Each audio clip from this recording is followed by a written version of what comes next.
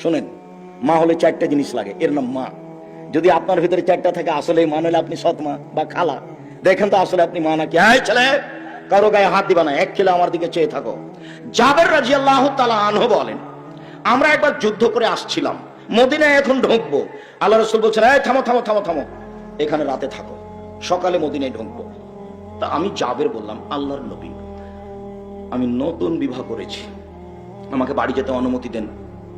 তখন আল্লাহ রাসূল বলছেন, আচ্ছা তুমি নতুন বিবাহ করেছো, বিকরানাম সাইয়্যিবা, তুমি কুমারী মেয়ে বিবাহ করেছো না তালাক প্রাপ্তা মেয়ে বিবাহ করেছো?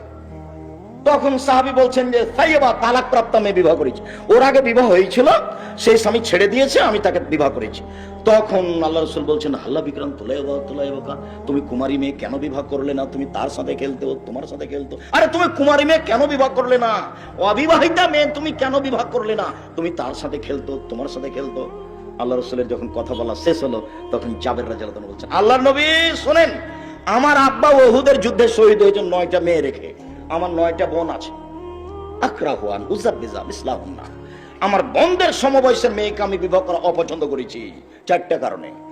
আমি আমার বোনদের সমবয়সের মেয়েকে বিবাহ করিনি 4টা কারণে।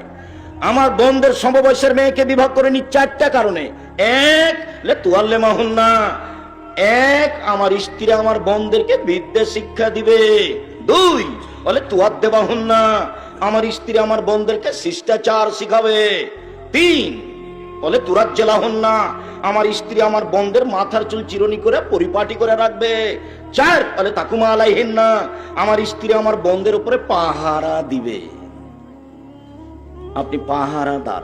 উপস্থিত বৈঠকের মুসলিম বোন, এই মেঘ কথা বলছো কেন? উপস্থিত বৈঠকের মুসলিম বোন, আপনি এই পরিবারে পাহারাদার। আপনার মেয়েটার নখ যদি বড় থাকে তাহলে আপনি সৎমা। আপনার ছেলের প্যান্টটা যদি টাকানোর নিচে থাকে তাহলে আপনি মা নন, আপনি খালা। আমি যদি আপনাকে খালা প্রমাণ করতে না পারি, বক্তব্য দিব না। আপনি প্রমাণ করেন, এই ছেলে তুমি তোমার মা প্রমাণ করে যেটা আমার মা। জঙ্গল থেকে উঠে আসেনি বেটা। তুমি আগামীকালকে তোমার মাকে বলি, আব্দুর রাজ্জাক সাহেব বলে গেছেন আপনাকে খালা বলে ডাকতে। তুমি বলো তোমার বোনের নখ বড় কেন? তুমি বলো তোমার বোন আজকে ফ্যাশন বোরকা পরে এখানে এসেছে কেন? তুমি বলো তোমার বোনের মাথায় কাপড় নেই কেন? এখন তোমার মা জাদল্য বেঁচে আছে। তোমার মা তো আছেই, তোমার মাকে অস্বীকার করার কি আছে? তোমার মাকে খালা বলে বলছি, সৎমা বলে বলছি এই জন্য যে তোমার মা দায়িত্ব পালন করে না। তোমার মা তোমাকে কি শিষ্টাচার শেখালো? আল্লাহ নবী বলছেন, মানা ওয়ালাদালাহু ওয়ালাদুন ফালহিসান ইসমাহু ওয়া আদাবাহু, কারো যদি ছেলে মেয়ে জন্ম নেই তাহলে একটা সুন্দর নাম রাখতে হবে, শিষ্টাচার শিখিয়ে দিতে হবে। সুন্দর নাম শিষ্টাচার। সুন্দর নাম আব্দুল্লাহ, আব্দুর রহমান, আব্দুর রহিম, আব্দুর রাজ্জাক, আব্দুল সাত্তার, আব্দুল জব্বার গুণবাচক নাম। নবীদের নাম ঈসা, মুসা, সুলাইমান, দাউদ, এইসব যত ইয়াকুব যত নাম আছে নবীদের নাম রাখবে। তাকে নাম রেখেছে লিটন। বলুক যে আমি আসলেই সত্য বাপ, আমি আসলেই পাহারাদার মা, বলুক দেখি কেমনে বলে ও। আমি আমার ছেলে মেয়েকে শিষ্টাচার শিখিয়ে দিয়েছি, ওর বাপই বোঝা না শিষ্টাচার কি জিনিস, ওর মারই জানা নাই, ওর বাপ বিবাহ দিয়েছে, স্বামীর কাছে গেছে, তাই বাচ্চা হয়ে গেছে, জন্য মা। মা হলে অন্তত আজকের বৈঠকে কয়টা জিনিস লাগবে? এক, বিদ্যা। ছেলে মেয়েকে বিদ্যা শিখাতে হবে নিজেই, যার জন্য এদেশে মক্তব চালু করবো মর্মেই সিলেবাস আগে তৈরি করেছি। বইয়ের নাম আদর্শ শিক্ষা। মক্তবের বইটার নাম কি? ওই উসমানী কায়দা,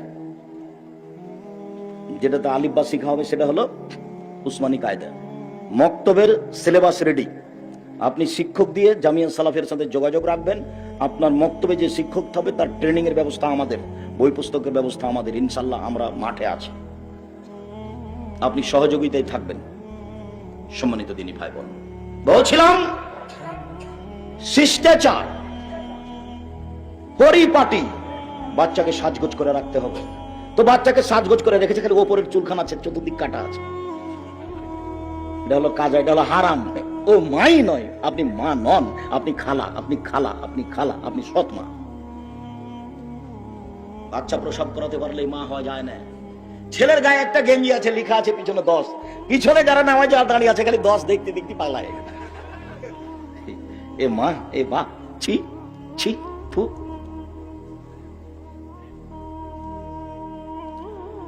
আয়েশা রাদিয়াল্লাহু তাআলা আনহা বলেন, রাসূল সাল্লাল্লাহু আলাইহি সাল্লাম বলেছেন, আর রাহমু মুআল্লাকাতুন বিল আরশে, সদাচরণ আরশের সাথে ঝুলন্ত আছে।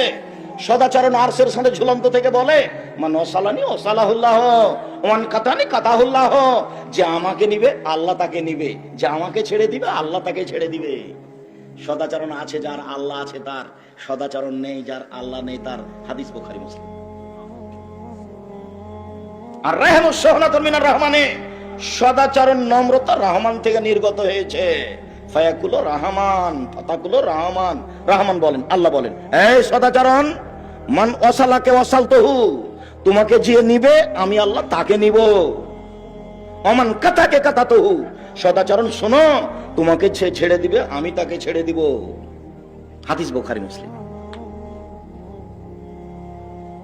আয়েশা রাদিয়াল্লাহু তাআলা আনহা বলেন, রাসূল সাল্লাল্লাহু আলাইহি সাল্লাম বলেছেন, ইন্নামাল মুমিন ইয়াজুদু বিহুসনি খুলুকিহি দারাজাতা সাইমাল কায়েম, মানুষ তার সদাচরণ দিয়ে রাতে তাহাজ্জুদ আদায় করলে যা নেকি হয় তাই নেকি পাবে, নফল সিয়াম পালন করলে যা নেকি হয় তাই নেকি পাবে, সারা দিন রোজা থেকে যত নেকি পাবে, রাতে তাহাজ্জুদ পড়ে যত নেকি পাবে, এই দুইটা মিলে যত নেকি হবে, সদাচরণে তত নেকি হবে।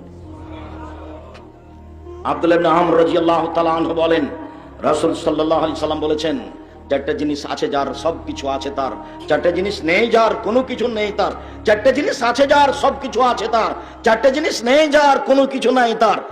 এক, হিফজ আমানাতিন, আমানতের রক্ষা। আমানত কি জিনিস বুঝাই চালাই শোনো।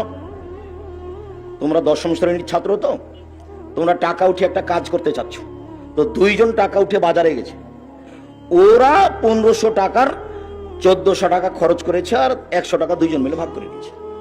বলেছে বলা বলি করিস না, এর নাম আমানতের নষ্ট। আমানত নেই, এই জান্নাত পাবে না। দুই, হুসনু খালিকা, ভালো আচরণ। ভালো আচরণ যার, সদাচরণ যার, জান্নাত তার। তিন, ইফাতুন ফি তুমাতিন, বৈধরুজি, বৈধরুজি যার, জান্নাত তার। চার, সিদক হাদিসিন, সত্য কথা। সত্য কথা যার, জান্নাত। চরিত্র ধ্বংস হওয়ার সবচেয়ে বড় মাধ্যম মোবাইল। আল্লাহ নবী বললেন, জালিসুস সালেহ আসওয়ে কাসাহিবিল মিসকি ওয়া নাফিকিল কিরে, ভালো বন্ধুর উদাহরণ আর খারাপ বান্ধবীর উদাহরণ আতরওয়ালার মতো আর কামারের মতো। কারো বন্ধু যদি আতরওয়ালা হয়, আতর তার কাছে কিনে নিবে, সেন্ট পাবে। আতর যদি কিনে না নেয়, বন্ধু এমনিতে দিবে, সেন্ট পাবে। কিনেও যদি না নেই, এমনিতেও যদি না দেয়, পাশে বসে থাকলে গন্ধ তো পাবে। আতরওয়ালার পাশে বসে থেকে গন্ধ পাবে না, এই কথা যেমন মিথ্যা। বন্ধু ভালো হলে ছেলে ভালো হবে না, এই কথা তেমনি মিথ্যা। আতরওয়ালার পাশে বসে থেকে আতরের গন্ধ আসবে না, এই কথা যেমন মিথ্যা। বান্ধবী ভালো হলে মেয়ে ভালো হবে না, এই কথা তেমনি মিথ্যা। ভালো হবেই হবে। কারো বান্ধবী বন্ধু যদি কামার হয়, কর্মকার, পাশে বসেছিল, কখন আগুন ছিটকে এসে কাপড় জ্বলে গেছে। যদি কাপড় না জ্বলে, তাজাদু মিনহুর রিহান খাবিসা, তার পাশে বসে থাকলে নাকে মুখে গন্ধ আসবে তো, ধোঁয়া আসবে তো। কামারের পাশে বসে থেকে নাকে মুখে ধোঁয়া আসবে না, এই কথা যেমন মিথ্যা। আপনার মেয়ের বান্ধবী খারাপ, আপনার মেয়ে খারাপ হবে না, এই কথা তেমনি মিথ্যা। কামারের পাশে বসে থেকে নাকে মুখে ধোঁয়া আসবে না, এই কথা যেমন মিথ্যা। আপনার ছেলের বন্ধু খারাপ, আপনার ছেলে খারাপ হবে না, এই কথা তেমনি মিথ্যে। তাই তো আমি কথা প্রসঙ্গে বলেছি, ওরা দুই বোন দেখতে খুবই সুন্দরী, মেধাবী, ভালো পড়াশোনা করেছে। ওরা যমজ, একসাথে জন্ম নিয়েছে, ভালো পড়াশোনা করেছে, মেধাবী, দেখতেও ভালো। একজন আর একজনকে ছেড়ে থাকে না। একজন পেশাব করতে গেলে আরেকজন খুঁজে কোথায় গেল, এত তাদের অন্তরঙ্গ ভালোবাসা ছিল। কয়েকদিন পরে দেখা গেল একজনের বিবাহ হয়েছে আওয়ামী লীগ লোকের সাথে, একজনের বিবাহ হয়েছে বিএনপি লোকের সাথে। ওরা আর কথা বলে না। কি যে হলো! রাসূল সাল্লাল্লাহু আলাইহি ওয়াসাল্লাম বলেছেন, সঙ্গ দোষে লোহা ভাসে। চাঁপাইনবাবগঞ্জের ভাষা, সঙ্গ দোষে লোহা ভাসে। রাসূল সাল্লাল্লাহু আলাইহি ওয়াসাল্লাম বলেছেন, সব মানুষই ইসলাম ধারণ ক্ষমতা নিয়ে জন্মগ্রহণ করে। বাপ মা তাকে ইহুদি করে দেয়, বাপ মা তাকে খ্রিস্টান করে দেয়, বাপ মা তাকে আগুন পূজক করে দেয়। বাপ মা যেমন, ছেলে মেয়ে তেমন ভাবে গড়ে উঠে। অতএব এই মেয়েটা খারাপ নয় যার হাতের নখ বড়। কে খারাপ? ওর মা খারাপ।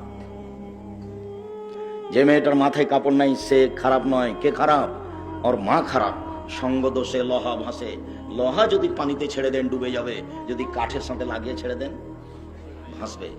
রাসূল সাল্লাল্লাহু আলাইহি ওয়াসাল্লাম এর কথার দাম আছে। হাদিস বুখারী মুসলিম। আজকের সংক্ষিপ্ত আলোচনায় জরুরি কথা রেখে গেলাম। 1 5 ওয়াক্ত সালাত, 2 হালাল রুজি, 3 কোরআন তেলাওয়াত, 4 দুজন যেখানে বসে আছে সেখানে আড্ডা পিটা হবে, 5 সদাচরণ, ভালো কথা ভালো কর্ম, 6 বন্ধু বান্ধবকে বিবেচনা করতে হবে বাপ মাকে। মোবাইল হলো সবচেয়ে খারাপ শত্রু বন্ধু, সবচেয়ে খারাপ বন্ধু হলো মোবাইল। মোবাইলের আর একটা অর্থ হলো জেনা, মোবাইলের আর একটা অর্থ হলো আসক্ত হওয়া, নেশা। নেশা সবসময় চলছে, সবসময় চলছে। কি যে করছে, যতক্ষণ বসে আছে খালি দেখছি, খালি টিভি আছে, কি যে করছে আল্লাহ। পায়খানাটা তাও নিয়ে যায়, পেশাবখানে নিয়ে যায়, চরিত্র কোথায় চলে গেছে। মায়ে টিভি দেখতে দিয়েছে আর বাচ্চার হাতে দিয়েছে গেমস খেলতে, আর মায়ে টিভি দেখছে। অথচ আল্লাহ রাসূল বলছেন, মান লাইবা বিনারদে শির ফাকাদ আদখালা ইয়াদাহু ফি দামি খিনজির।